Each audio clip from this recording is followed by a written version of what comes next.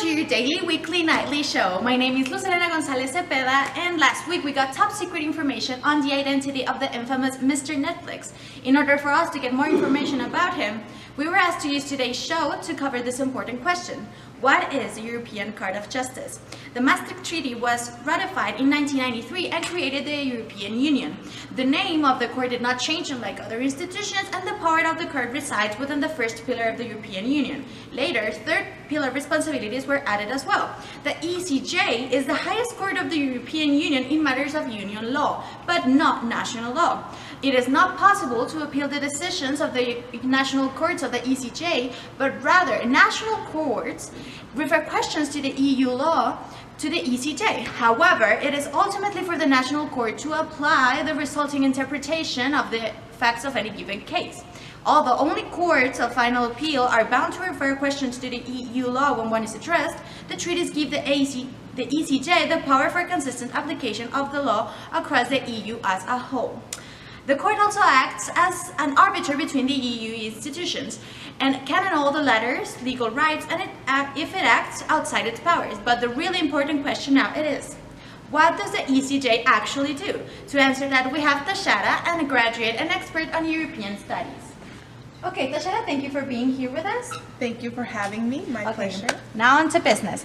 How does the ECJ actually work? Well, how does it function?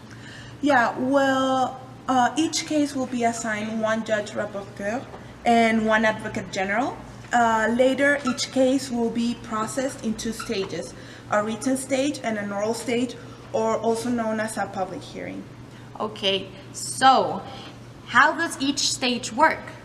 The first one, the written stage, the involved will present written statements to the court, and observations from different entities can also be submitted.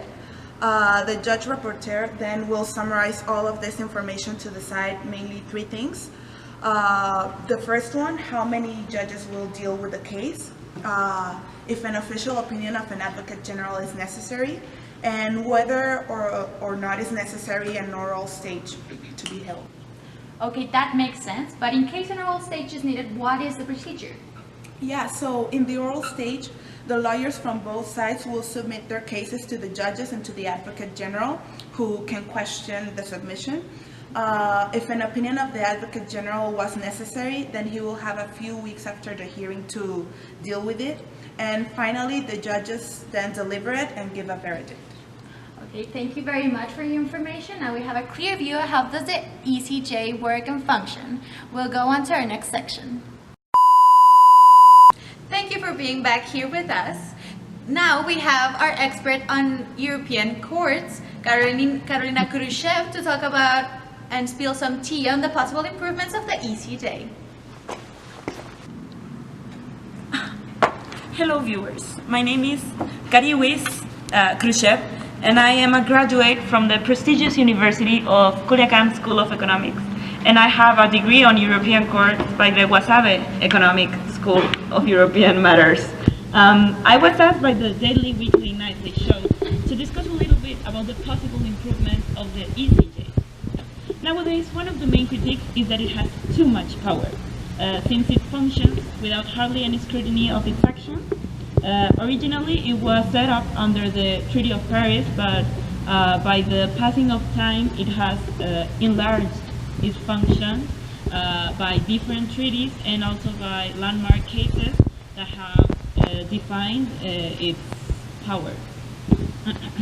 According to The Economist magazine, British critics regard it as an unguarded backdoor through which national sovereignty was being carted away. On the other hand, in regards of the court efficiency and performance, a 2017 performance review special study by the European Court of Auditors noted that its case management should be focused on tailored timeframes for individual cases, taking into account complexity, workload, resources available, and staff availability. Since the decision of these courts have important consequences on member states, individuals, enterprises or companies, and the European Union as a whole. Now back to you, Luz Helena. Thank you very much, Kariwis Khrushchev. And now that we have cleared that the CGEU's actions are interpreting the law, enforcing the law, annulling EU legal acts, ensuring the EU takes action and sanctioning EU institutions, and we also threw a little bit of shade on what we can do to improve it, we have our beloved section, Do You Know More Than a Sixth Semester IR Student? To do this, we're gonna interview pedestrians. Now, to our reporters.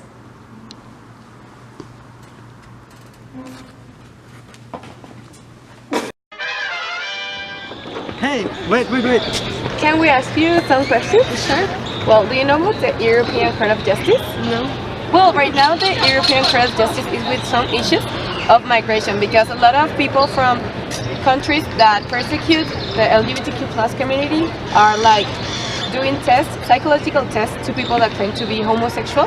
So they only give them the refugee status if they pass the test. And it was like, by a Romanian guy, and now the European Court of Justice said that these psychological tests are against the law, so they are prohibited and people can have their refugee status without these tests. Cool, thanks for telling me. Thank you for listening.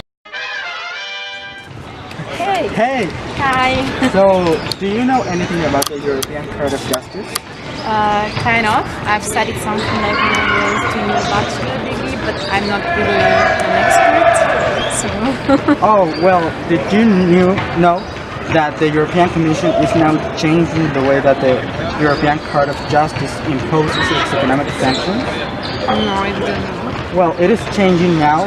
Previously, it was done based on the GDP of the member states. Okay. Now, it is being done through the analysis of the number of European parliamentary members of each member state. So it is more equivalent or more fair to each member state. Okay. I didn't know. Thank you. Thank you for listening. Thanks. Hey, can we ask you a question? Yes. Well, do you know about the European Court of Justice?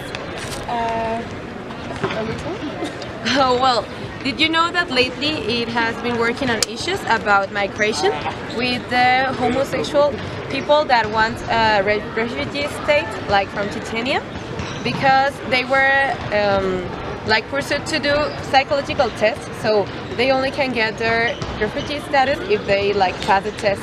And well, that's discriminating, and like the psychological tests are like really fake because it's nothing like an issue of psychological issues. And well, now the Court of Justice has prohibited them and said that they are against the law. So it's something important. Yes, I didn't know that. Yeah. Thank you. Thank you. Well, that was it for today. Thank you so much for watching our section. Do you know more than a sixth semester IR student? Well, thank you, Lucis, and we head back to the studio. Thank you very much for tuning today with us in the weekly, daily, nightly show. Next we're gonna reveal the identity of the infamous Mr. Netflix. Thank you very much.